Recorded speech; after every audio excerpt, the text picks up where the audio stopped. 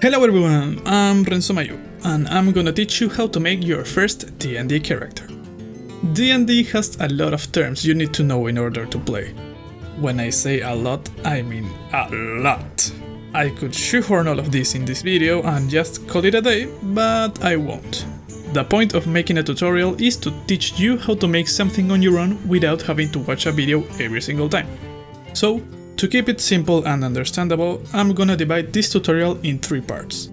The first part is gonna be about how to create a character and how to navigate the different sections of a character sheet.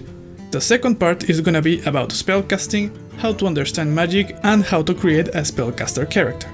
And the last part is gonna be about combat, how to understand combat equipment, and what to do during your turn of a combat encounter. Well, without further ado, let's begin! For this video, I'm gonna need the help of my lovely assistant, Marlo. Hey.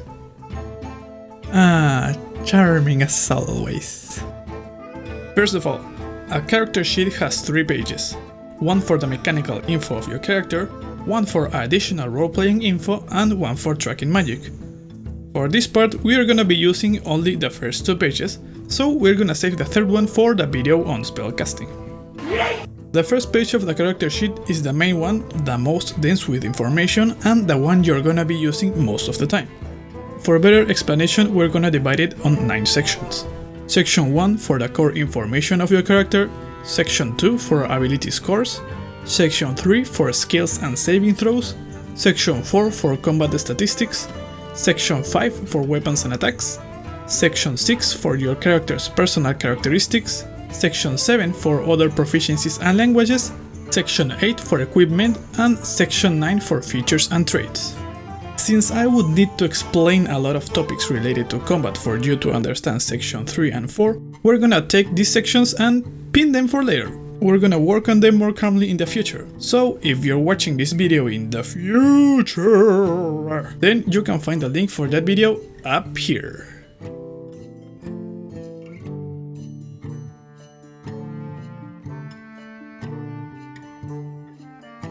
If you're not, then let's begin the tutorial. Section 1 is for the core information of your character. Your character's name, class, race, background, alignment, experience points, and your name as the player. Your class is basically the kind of adventurer you're gonna be. There are currently 14 different classes that have different abilities between each other. These abilities are called features. There are also subclasses, which are specializations of classes with their own array of abilities. All subclasses get their classes features, but all classes get only one subclass. Marlo here has the Rogue class, also known as Thieves, Spies or Scouts. At level 1 he has Expertise, an ability that allows him to be extra good on certain tasks, Sneak Attack, an ability that lets him do extra damage in combat, and Thieves' Cant, an ability that lets him speak with other rogues using a secret code. His subclass is Soul Knife, a rogue that uses psychic powers to fight their enemies.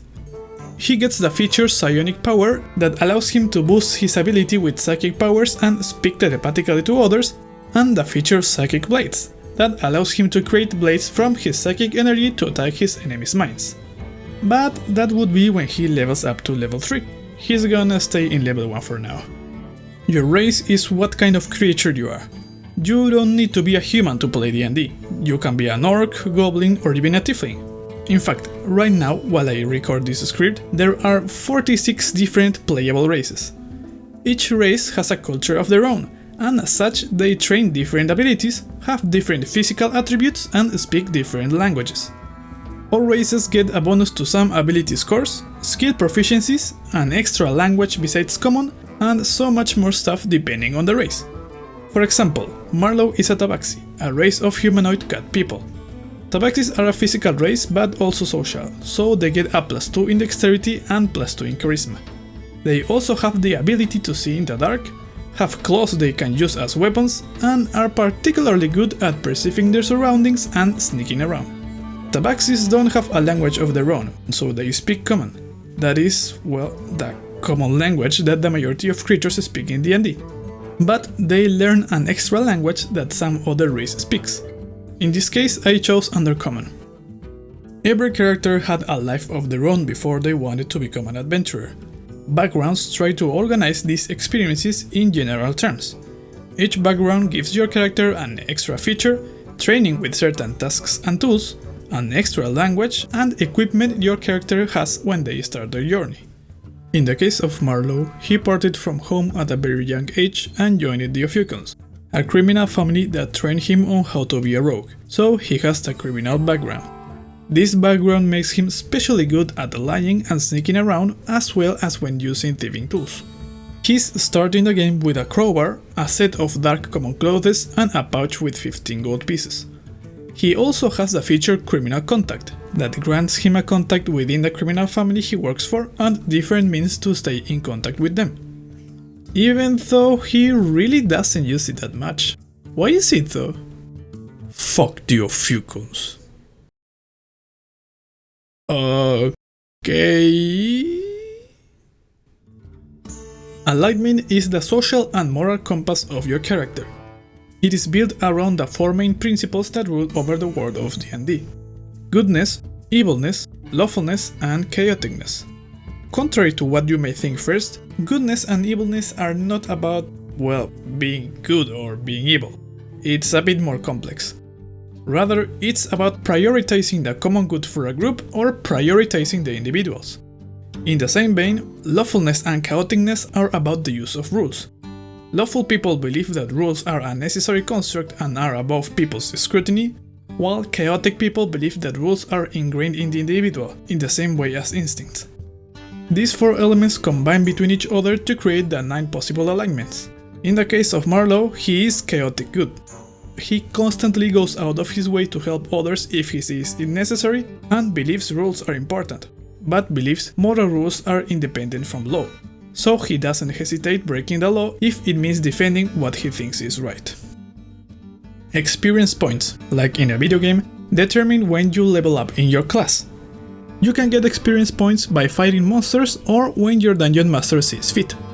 Most people, like me, play without considering experience points and rather level up when they achieve certain goals in the story.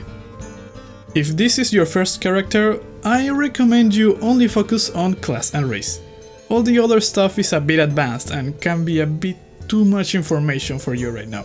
So don't worry about all the numbers and extra proficiencies and stuff. Your priority right now should be creating a character that sounds both interesting and fun for you to play. Section 2 of the character sheet is about ability scores. Ability scores are a representation of the physical and mental attributes of your character.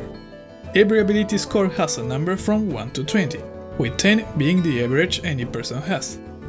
When it comes to explaining each ability score, I always use the tomato analogy. Strength is being able to crush a tomato. Dexterity is being able to dodge a tomato. Constitution is being able to eat a bad tomato. Intelligence is knowing a tomato is a fruit.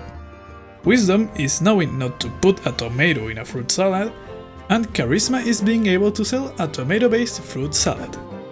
Every ability score has an ability score modifier, which is a number that influences skills, saving throws, and other abilities. Ability score modifiers go from -5 to +5, with 0 being the average. In the case of Marlowe, he gets a +2 on dexterity and a +1 on charisma for being a tabaxi. Since he is a rogue and most of the rogue's abilities rely on the dexterity ability score, I've given him very high dexterity. Yep, very high dexterity.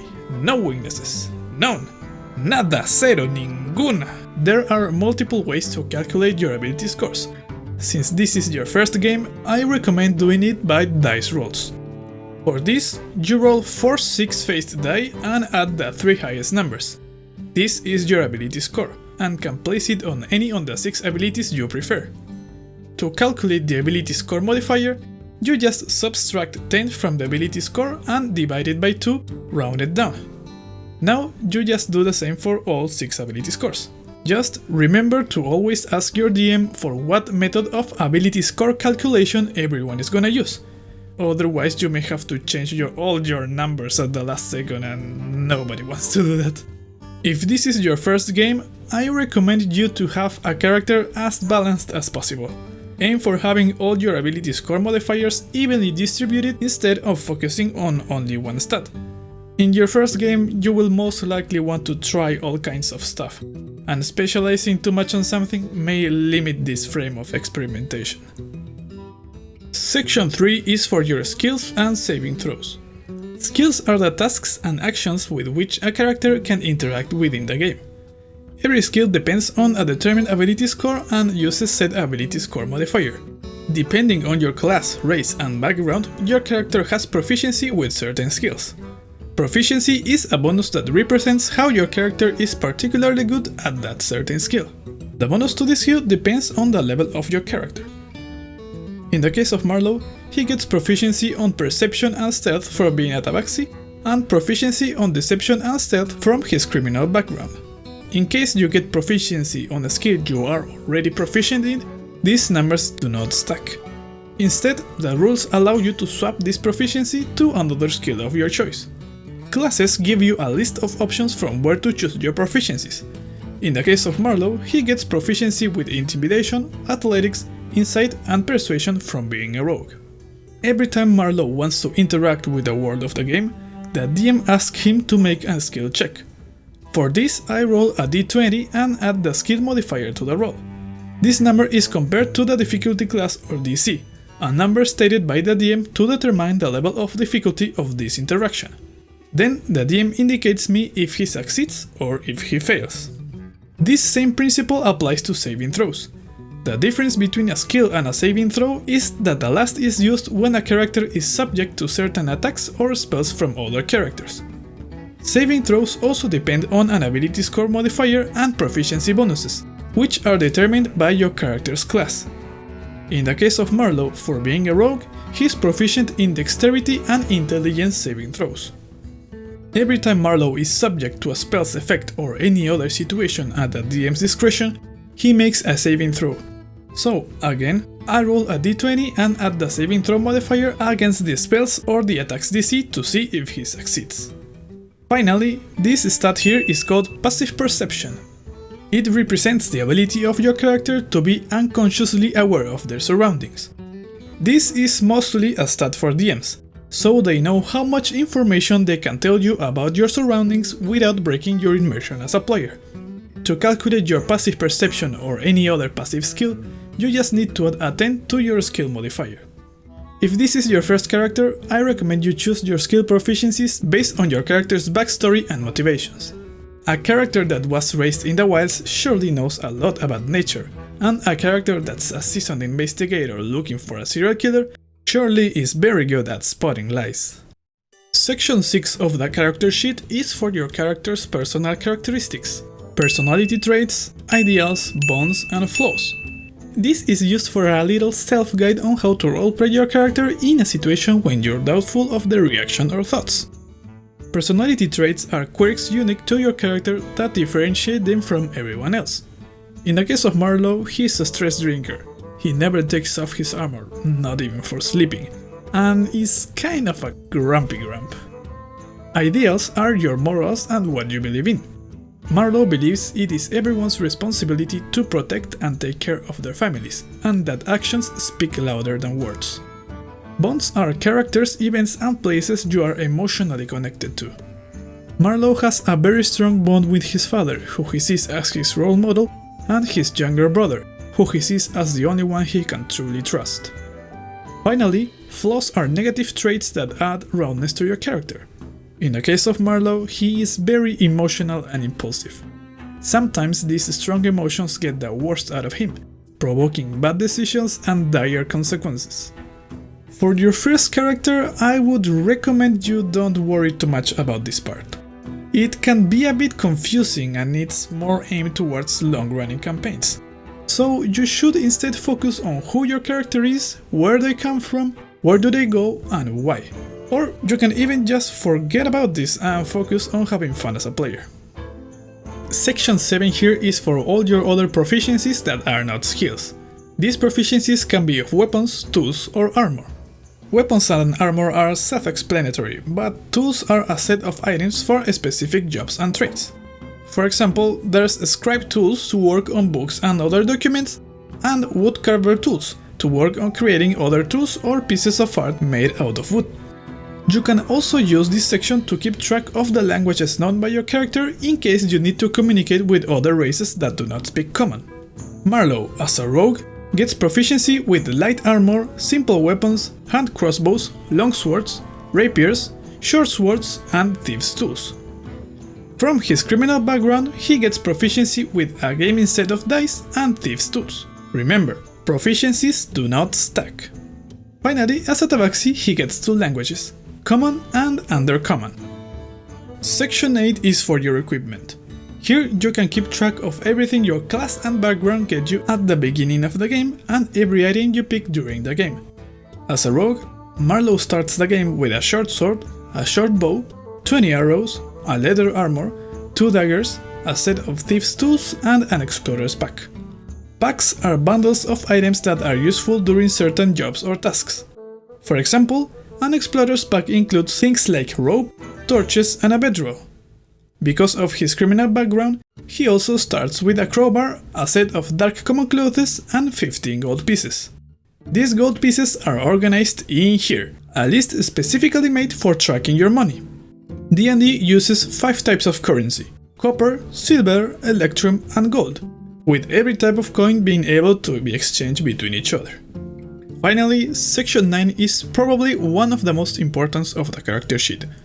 Features and traits are the special abilities unique to your class and race that allows you to be who you are and interact with the world in your own way. This can be for combat, spellcasting, social interaction, or exploration. You should try to convey as much information as you need here in order for you to understand how to do stuff when you want to do stuff. As a tabaxi, Marlowe gets the feature Dark Vision, that lets him see 60 feet around him in the dark, Feline Agility, that allows him to double his movement during combat, and Cat's Claws, that allows him to use his claws as a weapon to attack an enemy. As a rogue, he gets the feature Expertise, that doubles his proficiency bonus, Sneak Attack, that adds extra damage to his attacks, and Thief's Cant, that lets him communicate in code with other rogues. Finally, from his criminal background, he gets the feature Criminal Contact, that allows him a safe way to keep in touch with his boss at the Ophiugon family. And there's a problem. I have too much information and not enough space. Well, don't fret, random subscriber, there's more space for feats and traits on page 2 of the character sheet. But this video is long enough already, so we'll talk about it on the next one. I hope this helped you understand a bit more about how to start playing Dungeons & Dragons. If you watch until the end of the video, go and comment a Marlowe emoji so everyone knows you're now an expert on the first page of the character sheet. If you still have any doubts, don't be afraid to ask me in the comments. And if you want to keep supporting my channel, don't forget to leave a like, hit the subscribe button and click on the bell so you don't miss any new videos. And that's it! I'll see you in the next video. Bye bye!